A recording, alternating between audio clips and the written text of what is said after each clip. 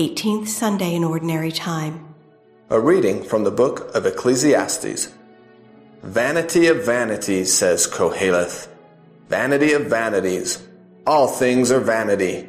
Here is one who has labored with wisdom and knowledge and skill, and yet to another who has not labored over it, he must leave property. This also is vanity and a great misfortune.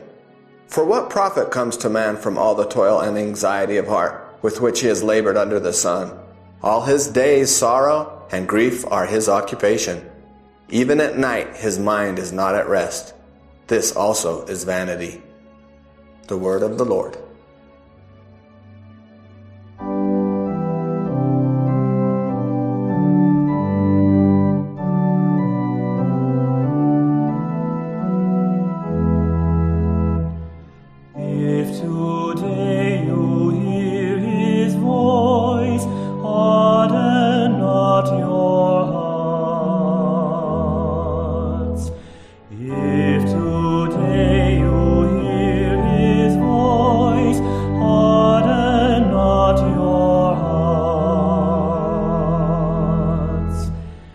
Turn man back to dust, saying, Return, O children of men. For 1,000 years in your sight are as yesterday, now that it is past, or as a watch of the night.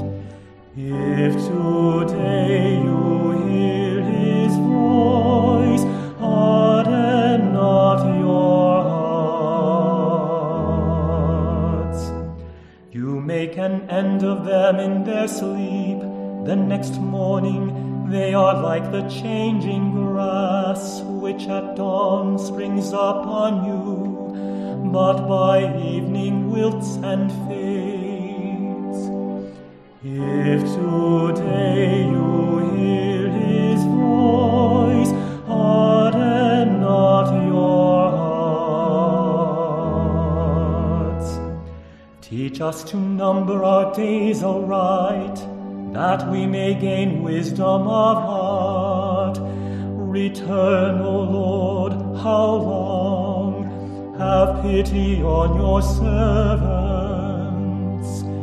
If today you hear his voice, harden not your hearts. Fill us at daybreak with your kindness, that we may shout for joy and gladness all our days. And may the gracious care of the Lord our God be ours. Prosper the work of our hands for us, prosper the work of our hands. If today you hear his voice, harden not your hearts.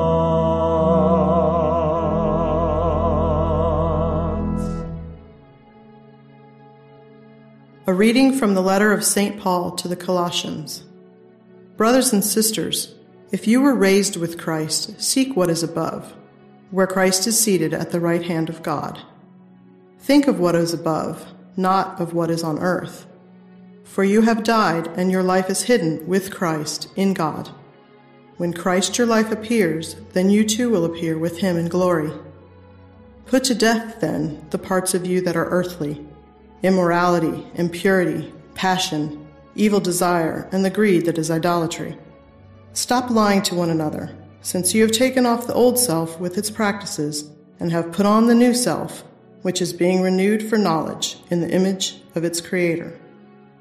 Here there is not Greek and Jew, circumcision and uncircumcision, barbarian, Scythian, slave, free, but Christ is all and in all. The word of the Lord. A reading from the Holy Gospel according to Luke. Someone in the crowd said to Jesus, "Teacher, tell my brother to share the inheritance with me." He replied to him, "Friend, who appointed me as your judge and arbitrator?" Then he said to the crowd, "Take care to guard against all greed, for though one may be rich, one's life does not consist of possessions." Then he told them a parable. There was a rich man whose land produced a bountiful harvest. He asked himself, "What shall I do? For I do not have space to store my harvest." And he said, "This is what I shall do. I shall tear down my barns and build larger ones. There I shall store all my grain and other goods. And I shall say to myself, now as for you, you have so many good things stored up for many years. Rest, eat, drink, be merry." But God said to him, "You fool, this night your life will be demanded of you, and the things you have prepared, to whom will they belong? Thus will it be for all who store up treasure for themselves, but are not rich in what matters to God." The Gospel of the Lord. The first reading comes from the book of Koheleth, chapter 1, verse 2, and chapter 2, verses 21 to 23. Koheleth was a wisdom figure in the Old Testament who attacked the traditional idea of wisdom. The traditional idea was if you were a good person, then you would live a long life, be prosperous, die old without any difficulty. Well, Koheleth said it doesn't always work out that way. And in fact, you work to acquire all sorts of things, and you die and they pass to another person. So what's the point of it? His famous phrase is, "Vanity of vanities, all is vanity." That the very things that the wisdom sages thought they knew, they didn't, because the ways of God are far beyond us. The second reading is from Colossians 3, 1 to 5, and 9 to 11.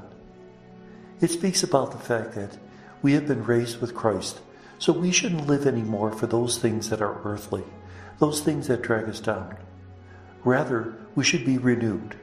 In this renewal, there's no Greek or Jew, circumcision or uncircumcision. All the distinctions that once were important are no longer important, because belonging to Christ, we are one with Him, and therefore everything earthly is secondary. The Gospel is from Luke 12, 13 to 21. Here we hear a passage which speaks about the fact that earthly riches are just not important. A man asked Jesus to decide on his inheritance between him and his brother, and Jesus refuses to do that because that's an earthly consideration. Rather, he tells a parable about a man who's very rich, builds an extra barn just to store all his riches. And what happens? He dies that very night. We should belong to the things of Christ and not to the things of the world. We should commit ourselves to spiritual treasures and not to earthly treasures, because earthly treasures cannot bring us true joy. Now, what does that mean in practice? Does that mean that we shouldn't save money for our retirement? And that's not the case, because we should be prudent, but at the same time, we should recognize that we do not control our destiny. God does.